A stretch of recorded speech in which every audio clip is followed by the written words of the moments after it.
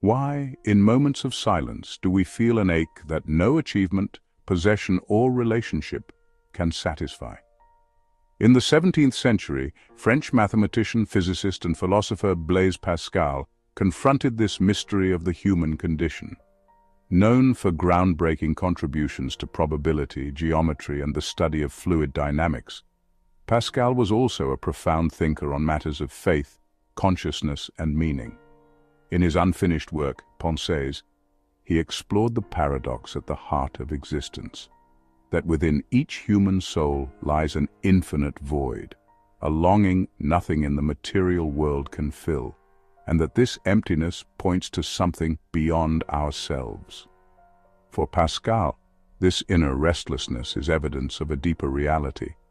We are beings made for the infinite, and only God can satisfy the hunger of the heart. In this video, we'll explore Pascal's vision of the God-shaped hole in human consciousness, why it leads to suffering, and how it opens the path to transcendence. Born in 1623 in Clermont-Ferrand, France, Pascal was a child prodigy who made remarkable contributions to mathematics, physics, and philosophy by his early 20s. His invention of the mechanical calculator, his pioneering studies on probability, and his research into atmospheric pressure placed him among the scientific giants of his time. Yet, at the height of his intellectual achievements, Pascal experienced a profound spiritual turning point. In 1654, he underwent what he described as a night of fire, a mystical encounter that shifted the course of his life. From that moment on, he devoted himself to exploring the nature of faith, reason, and the human soul. The Pensées, meaning thoughts, is a collection of fragments intended for a larger book defending Christianity. It reveals a man deeply aware of humanity's brilliance and fragility, constantly wrestling with the paradoxes of existence, reason and faith, greatness and misery, finitude and eternity. One of Pascal's most enduring ideas is the notion of an inner emptiness, an infinite longing embedded within human consciousness. He observed that people endlessly seek fulfillment through wealth, power, pleasure, and knowledge. Yet even when we attain these, dissatisfaction remains. The reason, Pascal believed, is that finite things cannot satisfy an infinite desire. In Pensées, he writes, "There is a God-shaped vacuum in the heart of every man which cannot be filled by any created thing, but only by God the Creator." For Pascal, this restlessness is not a flaw, but a clue, a sign that we are made for something beyond the material world. The ache of longing, the persistent feeling that something is missing, points to our transcendent origin and destiny. We are finite beings, carrying within us an awareness of the infinite, and until we confront this reality, we remain trapped in cycles of distraction and despair.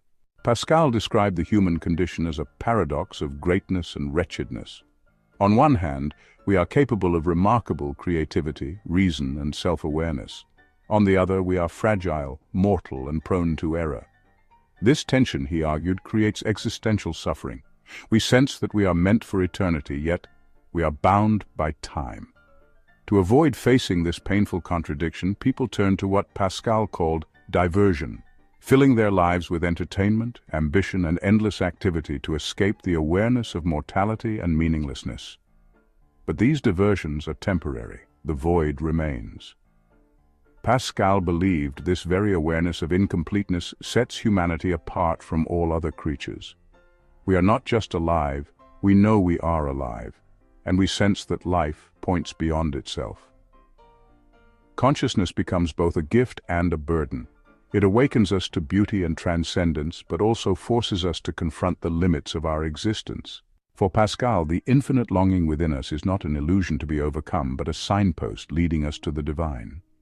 Our desires, he argued, reveal the shape of our ultimate fulfillment. Because nothing finite can satisfy infinite yearning, the only true source of rest is God. But this does not mean reason alone can guide us there. Pascal insisted that faith begins where reason ends. While the mind can recognize its own limits, the heart, he believed, has its own form of knowing. The heart has its reasons which reason knows nothing of.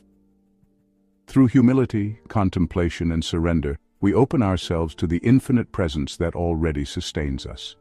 In this way, the God-shaped hole within us is not a wound to be healed, but an invitation, a gateway through which consciousness expands beyond its ordinary boundaries into communion with the eternal.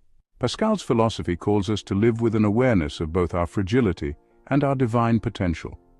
To awaken to the God-shaped whole is not to escape the world, but to engage it with deeper presence and purpose.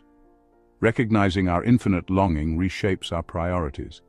Meaning is not found in endlessly chasing temporary satisfactions, but in aligning our lives with the source of all being.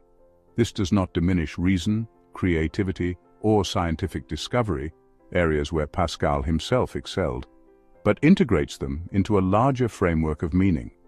In this vision, consciousness becomes the meeting point between the finite and the infinite, the place where human experience touches the mystery of God. To live from this awareness is to allow our deepest restlessness to guide us, transforming longing into spiritual awakening and emptiness into fullness. Our restlessness is the thread that connects us to eternity, and in listening to it, we awaken to a greater reality. For Pascal, the purpose of life is not to eliminate longing, but to follow it back to its source, allowing the heart to rediscover its home in God.